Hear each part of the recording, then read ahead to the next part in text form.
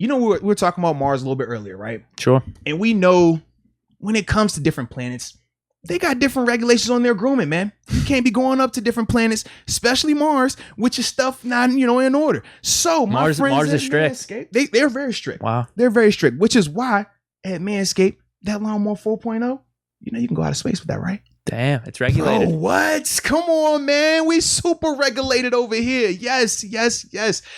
Our friends at Manscaped, they create the best products when it comes to below the waist grooming. I'm talking they're undefeated. Now, not just below the waist. If you need to go into your other delicate areas, the Lawnmower 4.0 is perfect for you because not only does it have the light so you can see, we talked about that. Sometimes some places are a little bit darker. You need to turn the light on. I mean, if you're navigating through space. Come on now, on the final frontier. Yeah. You want to make sure that you can see. You don't want any asteroids getting in there, especially when you're down by the stubble. We don't want any of that, all right? Watch out for those meteoroids too, man. Just, hey, keep them separated. All right. Low and slow.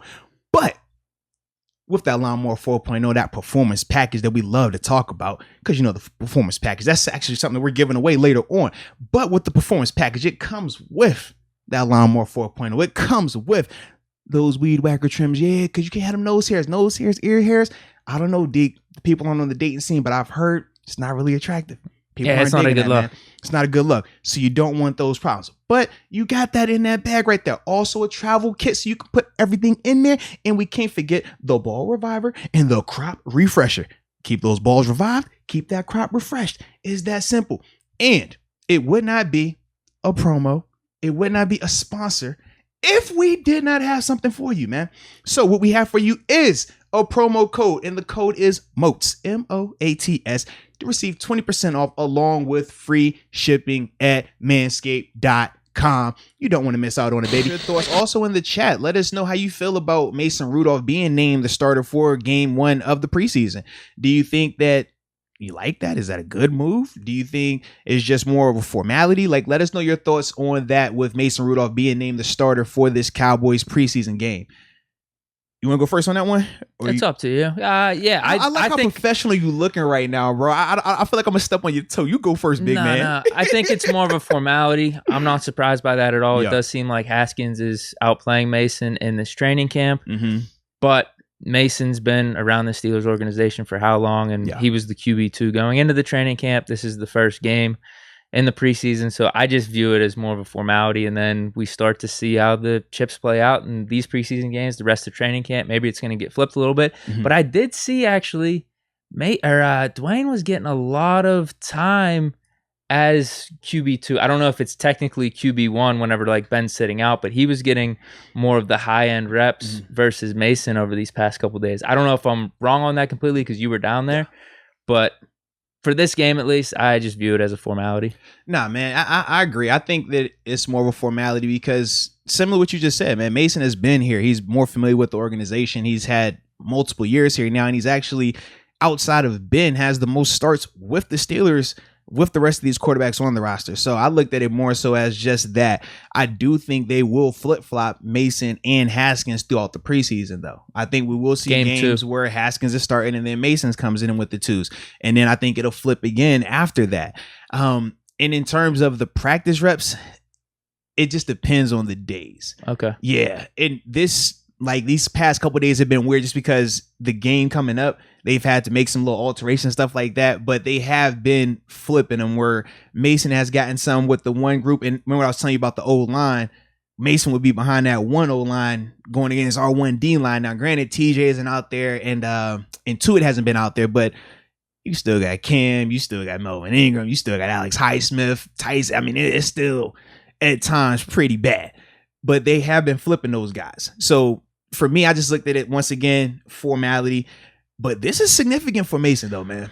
They weren't flipping him, though, early on, right? Correct. It was just all Haskins. Correct. So at least right there, that's saying something that they're starting to think, oh, wow, this is way more of a competition. Well, it was always a competition, but it's like Haskins is at least closing in on this. And there's a chance, by preseason game 3 or game 4, we're just naming Haskins QB2. Yeah. Honestly, man, the biggest difference from what I've seen with the live practices is just, like I said, the confidence part.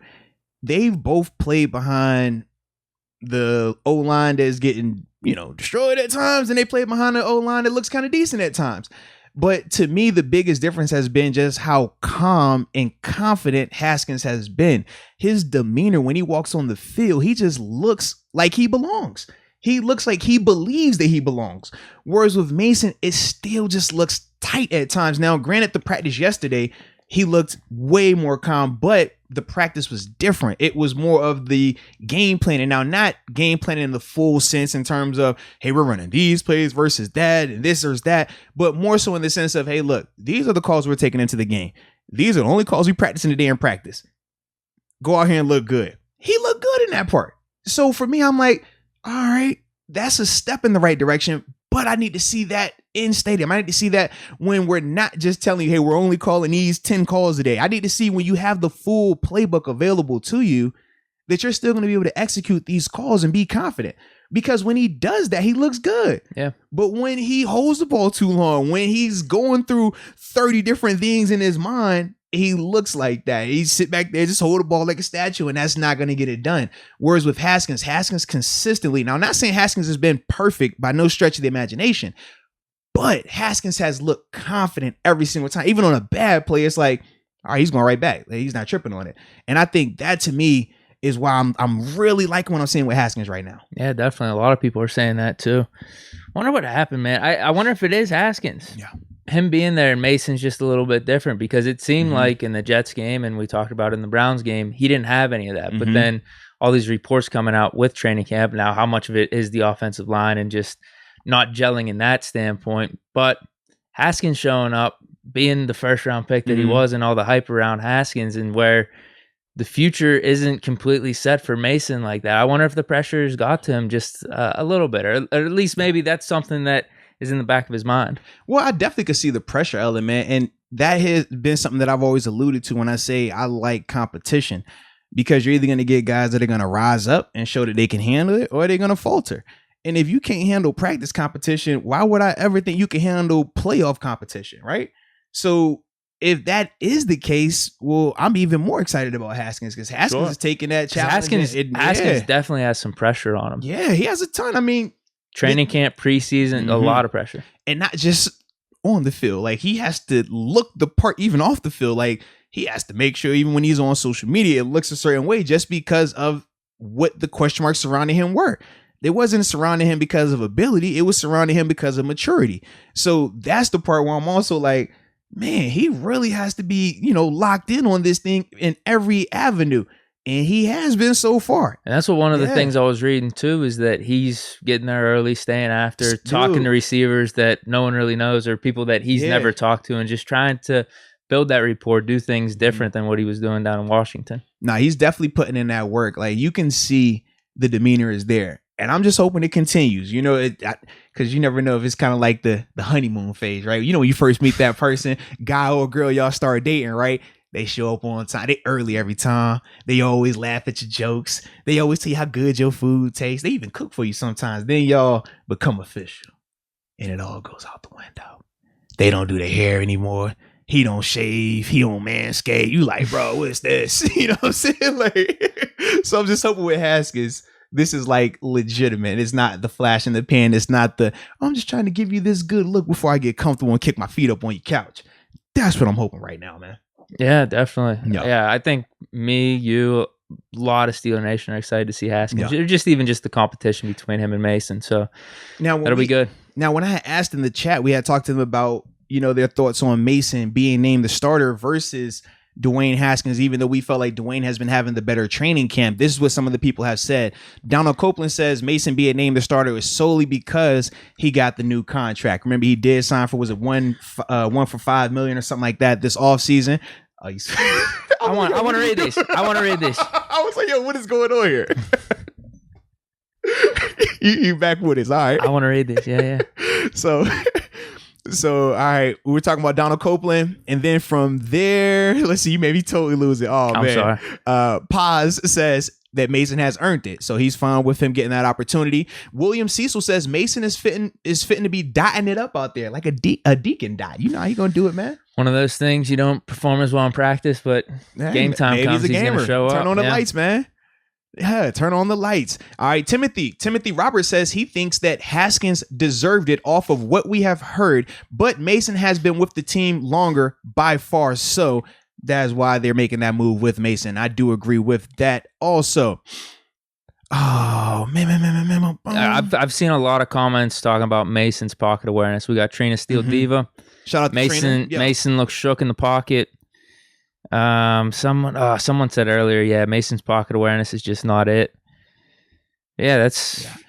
Yeah. I wouldn't have thought that. I wouldn't have thought that after his last 2 games. That's what I thought the old Mason was, but based off what everyone's saying in training camp, it looks like that is back, unfortunately. Well, the thing that I keep going back to is with his pocket awareness being in question, I do agree that it hasn't looked the best. But I also said the line that he's been behind. Remember, Coach Tomlin literally just went up there, I think it was yesterday morning around noon, and praised the O-line on Monday, I think it was, because that was the first time they had Zach Banner, Trey Turner, BJ Finney, JC Hassenauer, and it was one other person that it was like their first time having all 5 of those guys even practice on the same day. So for Mason, some of the groups that he's been behind, he doesn't have the most time. So when you're trying to figure out pocket awareness, when you know you've been sacked as a quarterback or as a player, your natural reaction is the play is over. So you going through that, and then it's like, all right, let me still try to make this play work. Let me still keep it going. Timing is out of whack. So that's the other reason why I'm just like, I don't want to be all the way harsh like that on Mason. Now, if it looks like that on Thursday in the game, hey, no excuse, man, because you're in the game now. You got to make it happen. But in practice, because of some of the groups that have been out there, I'm like, I don't want to put all of his pocket awareness. I don't want to put it all out there just yet, man. When Haskins was flipped, though, did he have the better O-line? No, this is the thing. And this is why I said I still like what I'm seeing from Haskins. The difference is this. Haskins looks exceptional at times when he's behind that 2-0 line. He has time to stretch the field. When he's with the other group, he has to get the ball out a lot faster. So watching him and trying to evaluate him the same, it almost looks like the plays are different when he's at quarterback with that group because it's more get out fast. Whereas with Mason, they're trying to have him stretch the field sometimes behind that line. And it's like, you're more not about doing plays, that. then. Yeah, you're not going to be able to stretch that field behind that group versus that D line right now. That's the part where I say it gets kind of dicey. Yeah, it's kind of weird. You can't really properly evaluate them. Yeah. But on game day on Thursday, that goes out the window now. But when you're talking about practice, I'm like, man, one dude looked like he got all the time in the world. The other guy, he dodging and stuff. And we know Mason ain't the most fleet of foot anyway. So, yeah, you can imagine what that looks like. Yeah. I get what you're saying.